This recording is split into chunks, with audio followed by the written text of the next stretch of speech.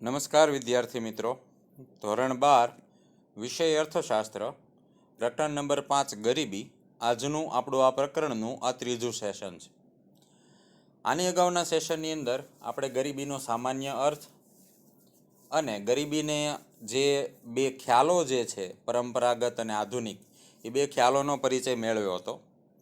આજના સેશનની અંદર આપણે ગરીબીના સ્વરૂપમાંથી પ્રથમ પ્રકાર જે છે કે જેને નિરપેક્ષ ગરીબી તરીકે ઓળખવામાં આવે છે તેનો અભ્યાસ કરવાના છીએ. મિત્રો, ગરીબીનું સ્વરૂપ જે છે એમાં બે પ્રકારોનો સમાવેશ થાય છે, નિરપેક્ષ અને સાપેક્ષ. સાપેક્ષ નિરપેક્ષની વાત કરું તો અગાઉ તમને મેં સમજૂતી આપેલી છે કે જ્યાં કોઈ પણ જગ્યાએ તમને આ શબ્દ જોવા મળે સાપેક્ષ, તો એનો મતલબ તમારે કરવાનો છે સરખામણી.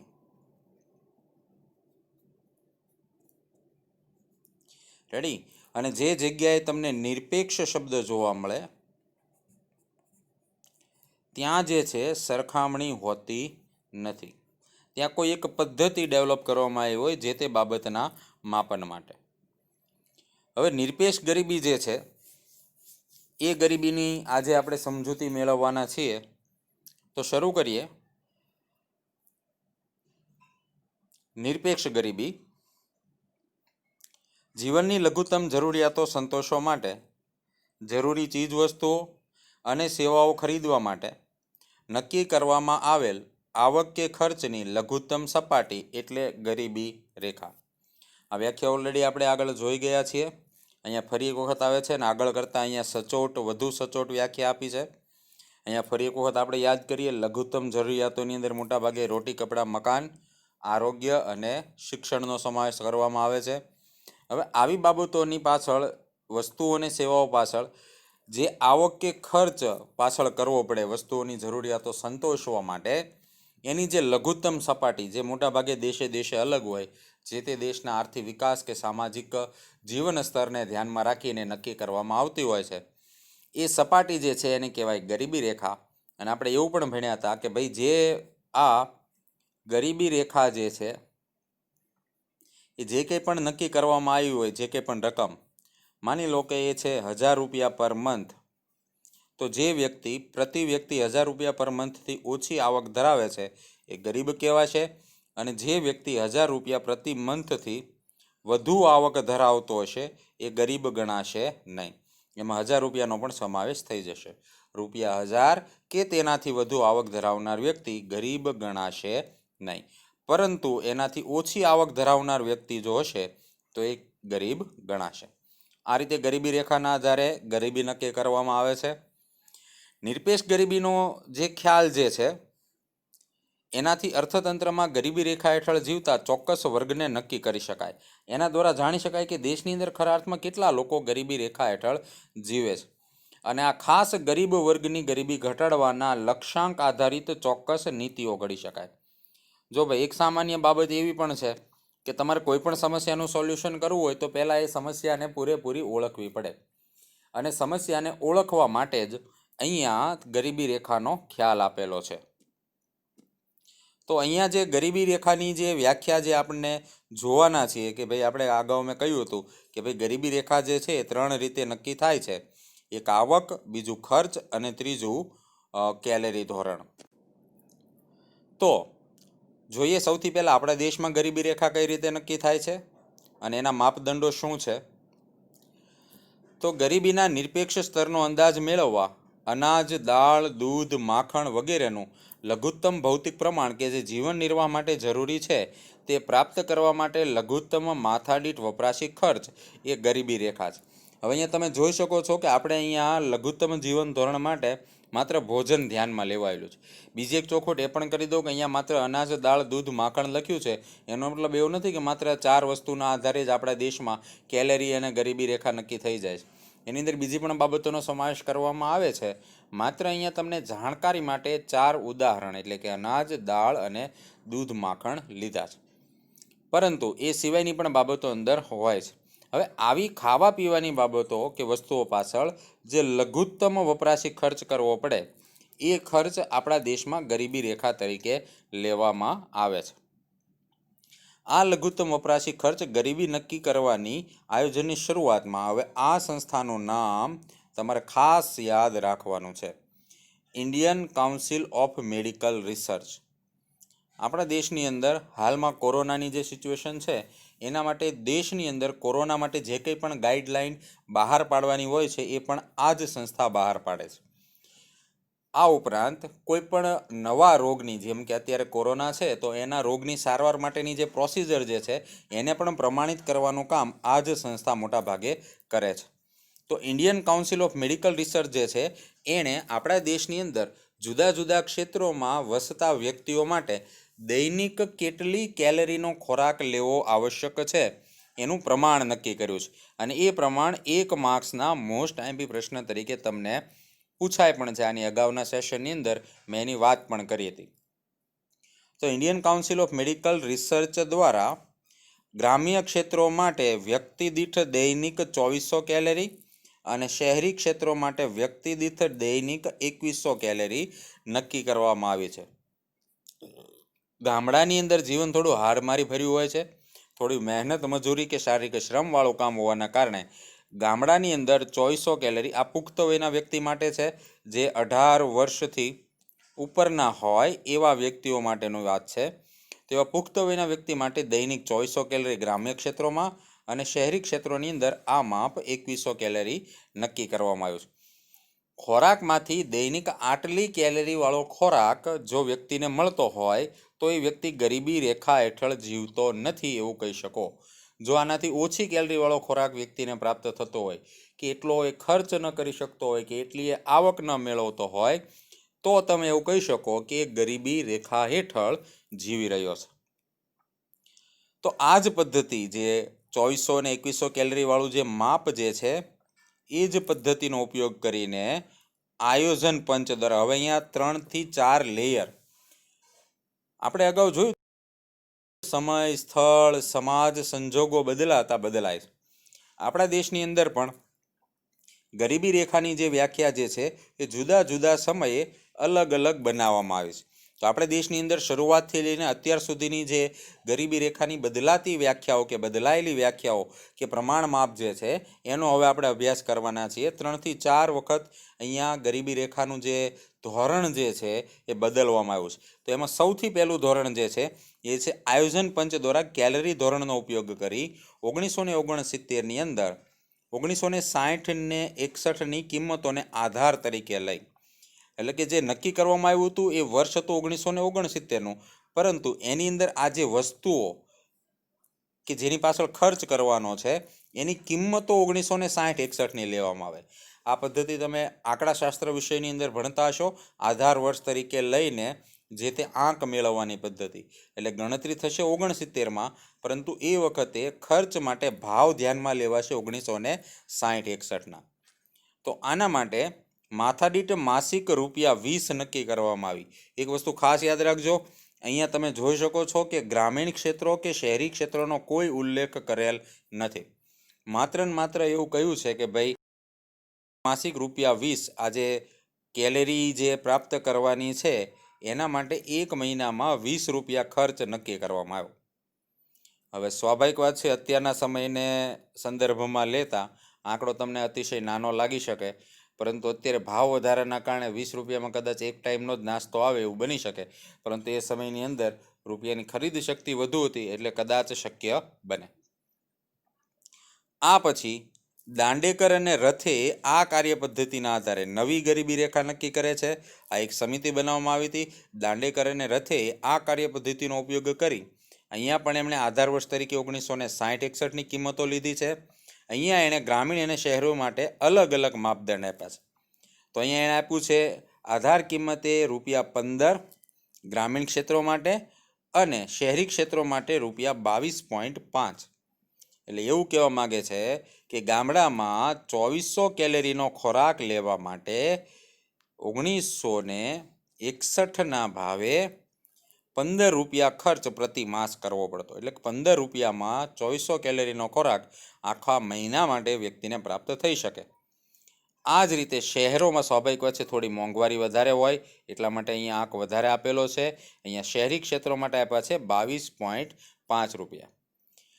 ત્યારબાદ આયોજન પંચ દ્વારા પ્રોફેસર ડીટી લાકડાવાળાની અધ્યક્ષતા હેઠળ નક્કી કરાયેલ તજજ્ઞ જૂથે 1993માં, હવે જો અહીંયા 93માં આ સંશોધન થયું છે, પણ એના માટે આધાર વર્ષ જે પહેલાં 60-61 હતું એની જગ્યાએ હવે લેવામાં આવ્યું છે 1973 અને 74. તો 1973-74ના આધાર કિંમતે ગ્રામીણ ક્ષેત્રો માટે માથાદીઠ માસિક 49 રૂપિયા અને શહેરી ક્ષેત્રો માટે માથાદીઠ માસિક 57 રૂપિયા નક્કી કર્યો છે. તમે જોઈ શકો છો ધરખમ વધારો કર્યો છે, કેમ કે વર્ષની અંદર પણ બહુ જ લાંબો ગેપ પડી જાય છે. એટલા માટે ગ્રામીણ ક્ષેત્રોમાં પ્રતિ વ્યક્તિ પ્રતિ માસ 49 રૂપિયા ભોજન પાછળનો ખર્ચ અને શહેરી ક્ષેત્રો માટે પ્રતિ વ્યક્તિ પ્રતિ માસ રૂપિયા 57નો વપરાશી ખર્ચનો અંદાજ મૂકવામાં આવ્યો છે. હવે આપણે આગળ જોયું હતું કે ભાઈ ગરીબી રેખાની એક એવી મર્યાદા આપણા દેશની અંદર જે કેલરી ધોરણ માપવામાં આવે છે એના કારણે એક એવી મર્યાદા બને છે કે ભાઈ ગરીબી રેખા માત્ર ભૂખમરાની રેખા બનીને રહી જાય છે. કેમ કે આપણે જોયું હતું કે ભાઈ પાયાની જે પ્રાથમિક જરૂરિયાતો છે એની અંદર માત્ર ભોજનનો સમાવેશ કરવો યોગ્ય નથી. ભોજનની સાથે સાથે એની અંદર બીજી બાબતો જે જીવન માટે જરૂરી છે એનો પણ સમાવેશ થવો જોઈતો હતો, પરંતુ એની અંદર કરવામાં આવ્યો નહોતો. અને એ જ બાબત ફરી એક વખત અહીંયા રિપીટ કરેલી છે કે આ પદ્ધતિની મર્યાદા એ છે કે એમાં ફક્ત કેલરી વપરાશને જ ધ્યાનમાં લેવાય.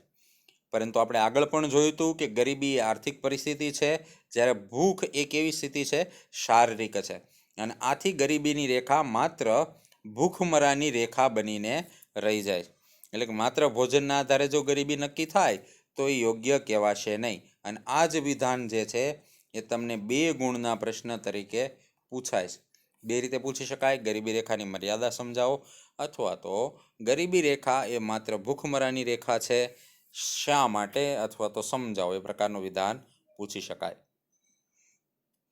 તો ગરીબી રેખાનો જે આ ખ્યાલ જે કંઈક અંશે મર્યાદિત બની જાય છે એ ખ્યાલને ગતિશીલ બનાવવા અને જીવનની ગુણવત્તાનું લઘુત્તમ સ્તર નક્કી કરવું હોય તો એના માટે બીજી અન્ય જરૂરી સગવડો જેવી કે પૌષ્ટિક અને સંતુલિત આહાર, તો આહાર તો અંદર હતો જ, પરંતુ એ ઉપરાંત સ્વાસ્થ્ય, વીજળી, રસોઈનું ઈંધણ, કપડાં, શિક્ષણ પાછળનો ખર્ચ અને રહેઠાણ. અહીંયા તમે જોઈ શકો છો ઘણી બધી બાબતો આપી છે. સંતુલિત આહારથી લઈને રહેઠાણ સુધીની વિગતોનો એ બાબતોનો સમાવેશ થવો જોઈએ એવું લખ્યું છે. અને આ સંદર્ભમાં ગરીબી માપનની પદ્ધતિની પુનઃરચના કરવાની વાત થઈ કે ભાઈ માત્ર ભોજનના આધારે ગરીબી નક્કી કરવી યોગ્ય નથી. અને એટલા માટે જ ગરીબી રેખાની પુનઃરચના કરવા માટે નામ ખાસ યાદ રાખજો, પ્રોફેસર સુરેશ તેંડુલકરની અધ્યક્ષતાવાળી સમિતિને નીમવામાં આવી. અને એણે પોતાનો જે અહેવાલ જે છે 2009માં ગવર્મેન્ટને, સરકારને સોંપ્યો. સમિતિ જે રચના કરવામાં આવી હતી એને એવું કામ સોંપવામાં આવ્યું કે ભાઈ તમે હાલના સમયના સંદર્ભમાં આધુનિક વિચારધારા પ્રમાણે નવી ગરીબી રેખા નક્કી કરો. અને એમણે પોતાના જે કંઈ પણ વિચારો કે સંશોધન છે એના આધારે જે રિપોર્ટ બનાવ્યો, એ અહેવાલ જે છે 2009માં ગવર્મેન્ટને સબમિટ કર્યો. અને એની અંદર નવી કાર્ય પદ્ધતિ ગરીબી રેખાની નક્કી કરી કે જેની અંદર કેલરી વપરાશ માટે જરૂરી ખર્ચ ઉપરાંત શિક્ષણ અને સ્વાસ્થ્ય માટેનો ખર્ચ પણ સમાવેશ કરવામાં આવ્યો. અને આ બાબત 1 માર્ક્સના પ્રશ્ન તરીકે તમને પૂછી શકાય કે પ્રોફેસર સુરેશ તેંડુલકરે કઈ બીજી બાબતો એડ કરી. તો 2 બાબતો એડ કરી છે, એક છે શિક્ષણ અને બીજું છે સ્વાસ્થ્ય માટેનો ખર્ચ. આ પણ સમાવેશ કરવામાં આવ્યો. અને આ રીતે જે નવી પદ્ધતિ મુજબ વર્ષ 2011માં, હવે આ છેલ્લા આંકડા છે યાદ રાખજો, આપણી ચોપડીની અંદર આપેલું છેલ્લામાં છેલ્લું ગરીબી રેખાનું માપ જે છે આ પ્રમાણે છે કે ભાઈ માથાદીઠ ગ્રામીણ ક્ષેત્રો માટે ₹816 અને શહેરી ક્ષેત્રો માટે ₹1000 ગરીબી રેખા તરીકે નક્કી કરવામાં આવ્યા. હાલમાં પણ આ જ ધોરણનો હજી ઉપયોગ કરવામાં આવે છે. ત્યારબાદ જ્યાં સુધી આપણા પુસ્તકમાં આપેલું છે ત્યાં સુધી કોઈ નવું પ્રમાણ લાગુ કરવામાં આવ્યું નથી. જ્યારે પણ તમને ગરીબી રેખા અંગે કોઈ પણ એમસીક્યુ પૂછાય તો તમારે 2 બાબતો પર ખાસ ધ્યાન રાખવાનું છે. એક તો કયા વ્યક્તિ કે સમિતિના સંદર્ભમાં પૂછ્યું છે એ, અને બીજું કયા વર્ષના સંદર્ભમાં પૂછ્યું છે એ. વર્ષ ખાસ જોવું, કેમ કે બદલાતા સમય અનુસાર આપણા દેશની અંદર તમે આગળ જોયું એમ ગરીબી રેખાનું માપ જે છે એ બદલાવવામાં આવ્યું છે. આંતરરાષ્ટ્રીય સ્તરે નિરપેક્ષ ગરીબી નક્કી કરવા ગરીબી રેખા સામાન્ય રીતે કોઈ એક વર્ષ દરમિયાન સરેરાશ પુખ્ત વયના વ્યક્તિ દ્વારા વપરાશમાં લેવાતા બધા જ જરૂરી સંસાધનો માટેના ખર્ચ દ્વારા નક્કી કરવામાં આવે છે. હવે અહીંયા 2 માર્ક્સનો મોસ્ટ આઈએમપી પ્રશ્ન એવો છે, ગરીબીનું આંતરરાષ્ટ્રીય ધોરણ સમજાવો. આ પ્રકારનો પ્રશ્ન તમને પૂછાય છે, ખાસ યાદ રાખજો, ગરીબીનું આંતરરાષ્ટ્રીય ધોરણ. હું તમને પહેલાં તો એ જણાવી દઉં કે આવી જરૂર શા માટે પડી. તો જો આપણા દેશની અંદર રૂપિયામાં આપણે 1000 રૂપિયા અને 816 રૂપિયા નક્કી કર્યા, પણ દુનિયાના દરેક દેશનું ચલણ અલગ અલગ હોય. આ ઉપરાંત એક ચલણનો બીજા ચલણમાં દર જે છે એ પણ દર વખતે કેવો હોય, અલગ અલગ હોય. એના કારણે હવે ભારતની ગરીબી અમેરિકા કે ચીનની ગરીબી સાથે સરખાવી હોય તો સરખાવી શકાય નહીં, કેમ કે બંને દેશોની અંદર ચલણ અલગ અલગ છે, ચલણનો દર અલગ અલગ છે, અને સાથે સાથે એનું જે ગરીબીનું ધોરણ કે વ્યાખ્યા જે છે એ પણ જુદી જુદી છે. અને એના કારણે આંતરરાષ્ટ્રીય ધોરણે સરખામણી કરી શકાતી નહોતી. તો ઇન્ટરનેશનલ લેવલે 2 દેશોમાં ગરીબીની કમ્પેરિઝન કે સરખામણી કરવી હોય તો એના માટે આંતરરાષ્ટ્રીય ધોરણનો ઉપયોગ કરવામાં આવે છે. અને એ જ વ્યાખ્યા તમને અહીંયા આપેલી છે. અહીંયા ગરીબીના આંતરરાષ્ટ્રીય ધોરણની વ્યાખ્યા છે. હવે આપણે આગળ જોયું કે ભાઈ આપણે પહેલાં ખાલી કેલરી ધોરણ ધ્યાનમાં લેતા હતા, ત્યાર પછી પ્રોફેસર સુરેશ તેંડુલકરે અંદર સ્વાસ્થ્ય અને શિક્ષણ પાછળનો ખર્ચ સમાવેશ કર્યો. પરંતુ જે આંતરરાષ્ટ્રીય વ્યાખ્યા જે છે એની અંદર તો સ્પષ્ટ લખ્યું છે કે પુખ્ત વયના વ્યક્તિ દ્વારા વપરાશમાં લેવાતા બધા જ જરૂરી સંસાધનો, બધી બાબતો આવરી લીધી છે, અને એની પાછળ જે ખર્ચ કરવામાં આવે એના આધારે આંતરરાષ્ટ્રીય ગરીબી નક્કી થાય છે. હવે કોણ નક્કી કરે છે એવું પણ પૂછાય છે. તો આ નક્કી કરે છે વિશ્વ બેંક. રેડી? આંતરરાષ્ટ્રીય ગરીબીનું ધોરણ કોણ નક્કી કરે છે? વિશ્વ બેંક. અને એનામાં 2005ની સમ ખરીદ શક્તિ પરચેઝ પાવર પેરિટી ના આધારે દૈનિક આવક $1.25 નક્કી કરી છે. હવે અહીંયા એક પ્રોબ્લેમ એ છે કે ચોપડીની અંદર જૂના વર્ષનું પછી આપ્યું છે, નવા વર્ષનું પહેલાં આપ્યું છે. હકીકતની અંદર તમારે લખવાનું થાય 1990થી, કે ભાઈ 1990માં એ $1 હતું. ખાસ ધ્યાનથી સમજો, પહેલાં આ લાઈન લખવાની છે. 1990માં $1 હતું. 2005ની અંદર એ વધારીને $1.25 કરવામાં આવ્યું, અને 2005માં આપણી ચોપડીમાં જે છેલ્લા આંકડા આપ્યા છે એ મુજબ $1.90. હવે આ જે ડોલર જે છે એ દુનિયાના ઘણા દેશોમાં વપરાય છે, પણ અહીંયા US ડોલરની વાત થાય છે. આંતરરાષ્ટ્રીય ચલણ મુજબ US ડોલરમાં મપાય છે. હવે અહીંયા જે રહ્યું પરચેઝ પાવર પેરિટી, આ બહુ કોમ્પ્લિકેટેડ ટોપિક છે. રૂબરૂ મળ્યા વગર હું તમને આ મોબાઈલમાં ફોનમાં સમજાવી શકું એવું નથી, એટલે હાલમાં લેતો નથી.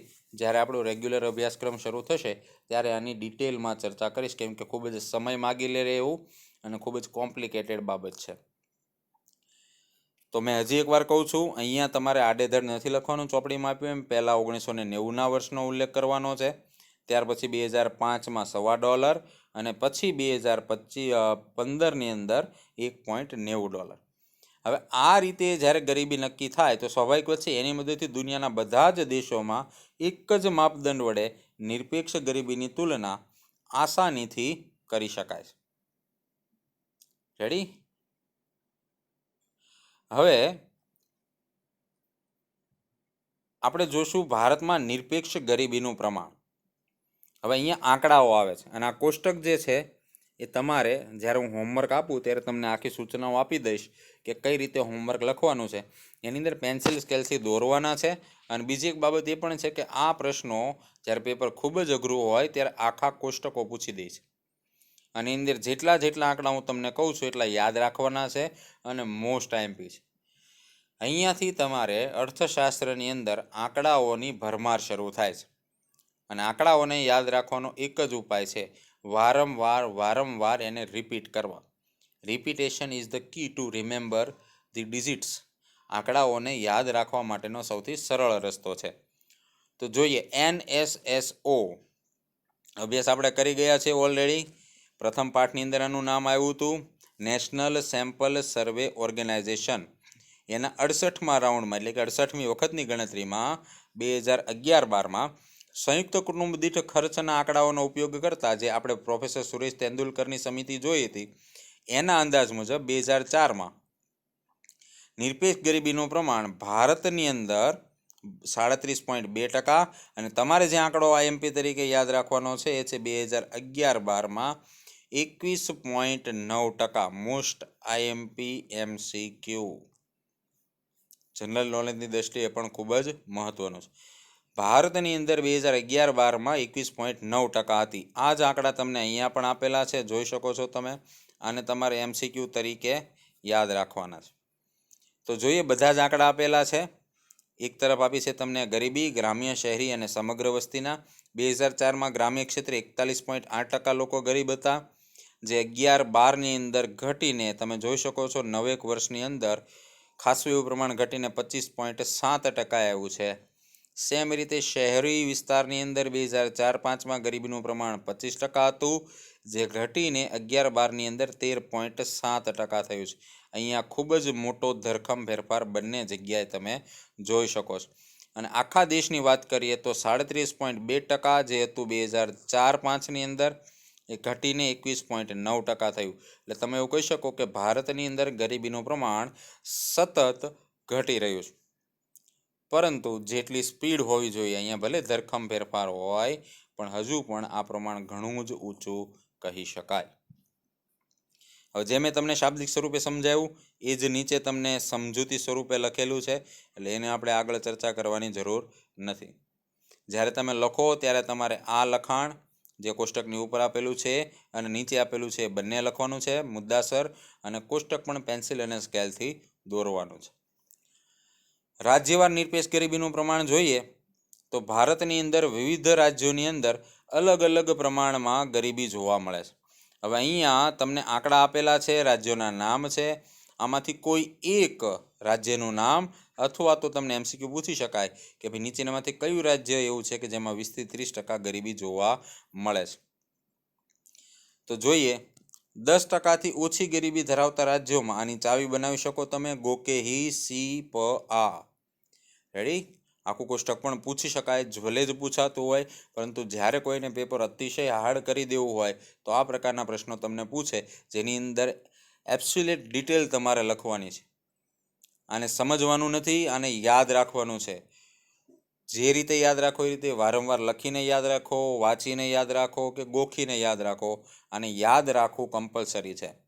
તો 10%થી ઓછા ગરીબી હોય એવા ગોવા, કેરળ, હિમાચલ પ્રદેશ, સિક્કિમ, પંજાબ અને આંધ્રપ્રદેશ રાજ્યોનો સમાવેશ થાય છે. એમાં ગોવા આગળ આપણે જોશું. સૌથી ઓછી ગરીબી ધરાવતું રાજ્ય આપણા દેશની અંદર ગોવા છે, જે 1 માર્ક્સનો મોસ્ટ IMP MCQ પણ છે.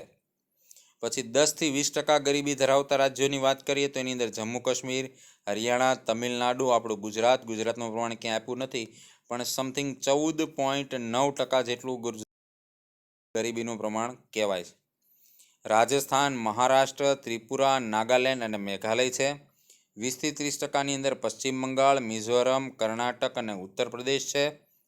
અને સૌથી વધુ ગરીબી ધરાવતા એવા 30-40%ની અંદર તમે જોઈ શકો છો દેશમાં બહુ બધા રાજ્યો એવા છે જેમાં દારૂણ ગરીબી છે, જેમાં મધ્યપ્રદેશ, અસમ, ઓડિશા, બિહાર, અરુણાચલ પ્રદેશ, મણિપુર, ઝારખંડ અને છત્તીસગઢનો સમાવેશ થાય છે. અને હા, આમાં જે છત્તીસગઢ જે છેલ્લું આપેલું છે એ આપણા દેશનું સૌથી વધુ ગરીબ રાજ્ય છે. એટલે અહીંયા તમારે બે યાદ રાખવાના છે. ગોવા જે સૌથી ઓછી ગરીબી ધરાવતું રાજ્ય છે, અને બીજું છે છત્તીસગઢ જે સૌથી વધુ ગરીબી ધરાવતું રાજ્ય છે. હવે આ જ વિગત જે મેં તમને શાબ્દિક સ્વરૂપે સમજાવી અહીંયા લખેલી છે, પરંતુ આની અંદરથી તમારે હું જે 2 રાજ્યોના નામ અહીંયા અંડરલાઈન કરું છું એ યાદ રાખવાના છે. સૌથી ઓછી ગરીબી ધરાવતું રાજ્ય 5.09% સાથે ગોવા, અને સૌથી વધુ ગરીબી ધરાવતું રાજ્ય 39.93, એટલે લગભગ 40% કહી શકો તમે, પરંતુ આપણે એક્ઝેક્ટ આંકડો લખવાનો છે 39.93 સૌથી ગરીબ રાજ્ય ગણાય છે. આજના સેશનમાં આટલું જ.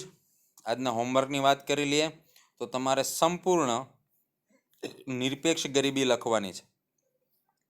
એના માટે પહેલાં તમારે ગરીબીનું સ્વરૂપ એવું હેડિંગ આપી સાપેક્ષ અને નિરપેક્ષ ગરીબી 2 હેડિંગ લખી દેવાના, આ લાઈન.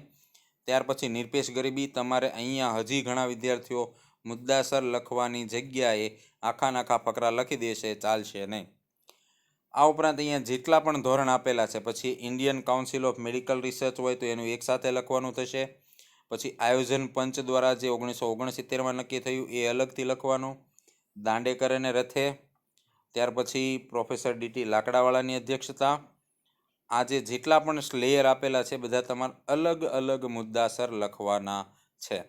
આખું પ્રમાણ આ લખવાનું છે. અહીંયા તમારે આ પણ જે નવી પદ્ધતિની જે શોધ પ્રોફેસર સુરેશ તેંડુલકરની અધ્યક્ષતાવાળી સમિતિએ કરી છે એને પણ મુદ્દાસર લખવાનું છે. ત્યાર પછી ગરીબીનું આંતરરાષ્ટ્રીય ધોરણ એવું હેડિંગ આપવાનું છે અહીંયા.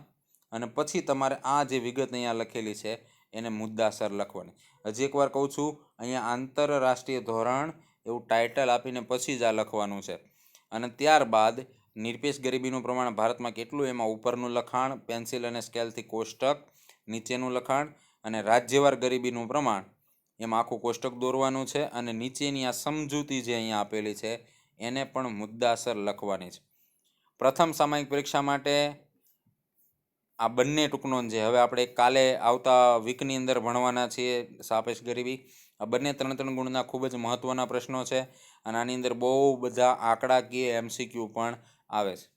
આટલું લખાણ લખવાનું છે અને સારા અક્ષરે લખજો. હવેથી જે વ્યક્તિ સારા અક્ષરે નહીં લખે એના લખાણનો ફોટો હું ગ્રુપમાં મૂકીશ નામ સાથે. આજના સેશનમાં આટલું જ. આભાર. અસ્તુ.